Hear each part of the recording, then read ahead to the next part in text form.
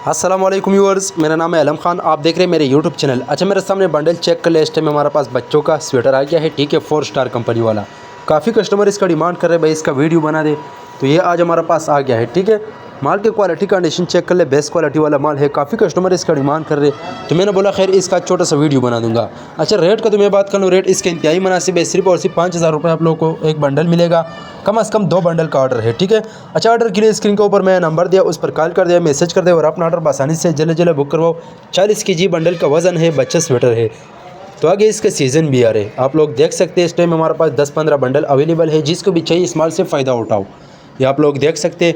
अगर आप भी यूट्यूब चैनल से देख रहे हो, यूट्यूब चैनल भी सब्सक्राइब करें। अगर फेसबुक पेज से देख रहे, साथ में हमारा फेसबुक पेज फॉलो कर लाइक करो, ताकि ऐसी मजीद वीडियो आप लोगों को हर रोज़ मिलते रहे। पाकिस्तान मार्शेर से ऑर्डर कर सकते हैं। पाकिस्तान मार्शेर तक हमारा माल ट्रक, ट्रेन, बस अड्डे के ज़रिए से बेल्टी होते हैं। जैसे बेल्टी होते हैं, बेल्टी कस्टमर को व्हाट्सअप की जाती है। बाकी पेमेंट हमारे एडवांस है, डिलीवरी चार्ज कस्टमर पर होता है। उम्मीद करता हूँ आपकी स्टॉक के हवाले से आपको आइडिया हो चुका है।